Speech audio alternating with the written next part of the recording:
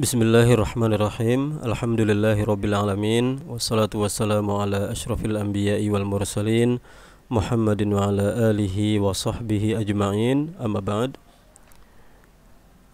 Taib, kita masuk ke materi yang kedua, mata pelajaran manhaj, tentang metodologi pengambilan dalil. Kita akan baca kaidah pertama dan juga kedua. Kita ambil dari kitab Mujmal Usul Ahli Sunnati wal Jamaah, fil Aqidah. Kita masuk ke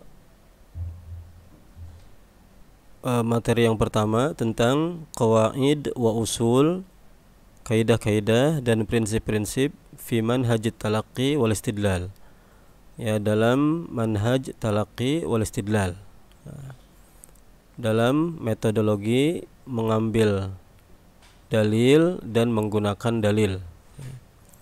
Kaidah yang pertama adalah masdarul aqidati huwa kitabullah wa sunnatu rasulih sallallahu alaihi wasallam as-sahihah wa ijma' as-salafis salih.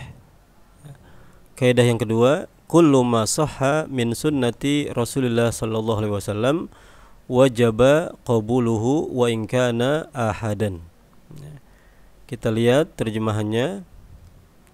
Masdarul aqidah, sumber aqidah, huwa adalah kitabullah, Al-Quran, wa sunnatu rasulihi sallallahu alaihi wasallam as-sahihah, dan sunnah Rasulullah sallallahu alaihi wasallam yang sahih, karena sunnah atau hadis itu ada yang sahih, ada yang lemah. Maka yang menjadi sandaran atau sumber akidah adalah hadis yang sahih.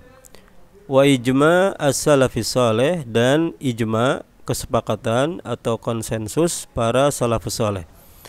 Dan kita sudah membahas di pendahuluan bahwa yang dimaksud dengan salaf itu adalah para sahabat, para sahabat dan orang-orang yang mengikuti mereka. Jadi ini adalah sumber akidah seorang muslim. Akidahnya diambil hanya dari Al-Quran, dari hadis Nabi yang sahih, dan dari ijma' para salafus saleh. Tidak ada yang lain. Akidah tidak diambil dari akal atau pemikiran seseorang, tidak bisa diambil dari mimpi, tidak bisa diambil dari hasil tapak misalnya seseorang dan sebagainya, atau dari pengalaman. Tidak. Sumber akidah dari awal sampai akhir hanya dua atau tiga, kitabullah dan hadis. Ada yang menambah ijma'. Ini tidak ada pertentangan, karena ijma' ini sebenarnya adalah diambil dari Al-Quran dan Sunnah. Jadi tidak ada ijma' kecuali sandarannya adalah Al-Quran dan Sunnah. Kaidah yang kedua, setelah kita memahami bahwa sumber akidah itu adalah Al-Quran dan hadis yang sahih. Nah, bagaimana tentang hadis secara khusus? Kullu ma sahha min sunnati Rasulillah sallallahu alaihi wasallam, semua yang sahih dari sunnah, dari hadis Rasulullah sallallahu alaihi wasallam, wajaba qabuluhu wal amalu bihi, wajib diterima dan diamalkan.